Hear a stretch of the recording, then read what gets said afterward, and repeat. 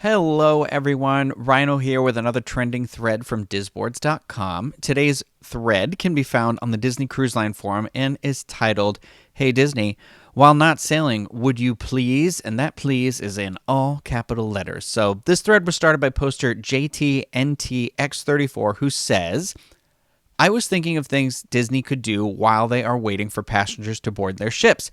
Things to make coming back to the ship more exciting, so I decided to start this thread. Hey Disney, while you're not sailing, could you please 1. Revamp Pirate Night menu. 2. Have your cooks learn how to make a decent pancake. All the ones I tried were like hockey pucks.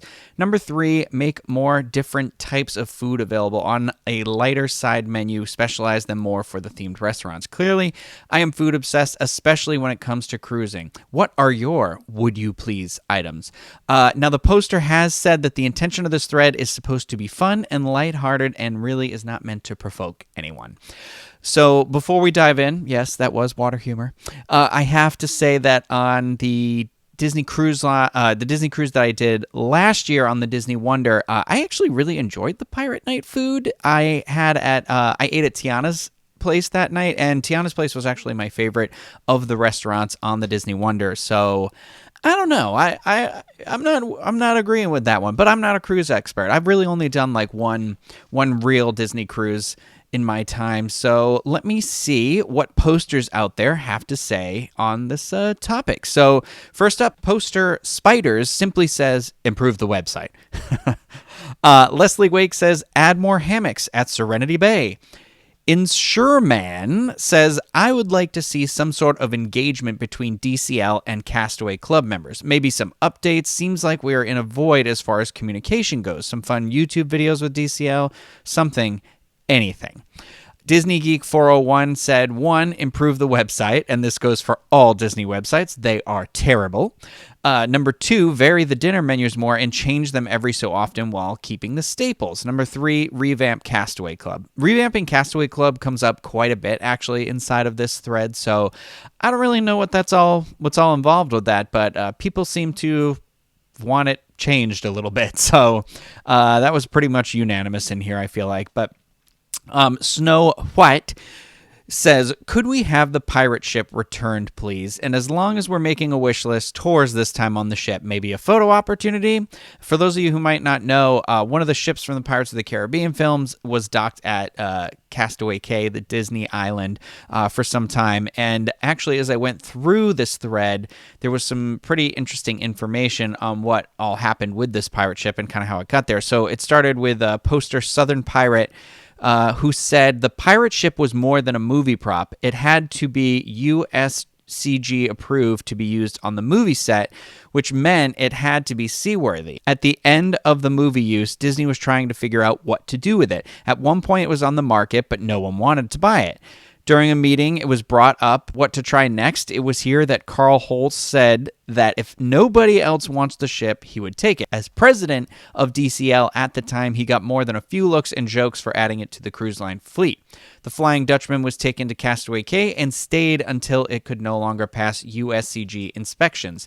It was then taken to another part of the island and retired, lots of little pieces.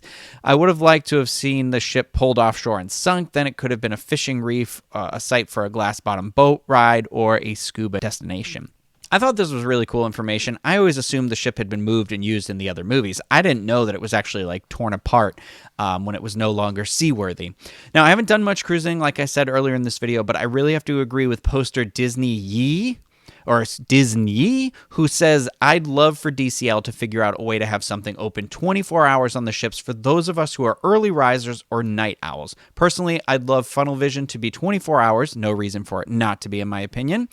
But it could also be the gym or parts of it, a place where you could go sit down and grab a drink or a snack real late at night or really early in the AM, Flo's, Cove Cafe, O'Gill's, or even the jacuzzi in the adult area. I did find that the cruise that I was on, that things were pretty shut down after that second dinner. It was like usually around like 10 or 11. It felt pretty quiet on the ship, and I was really just looking for somewhere to go and have a good midnight snack or a drink and socialize, and I felt like it was was pretty quiet pretty early.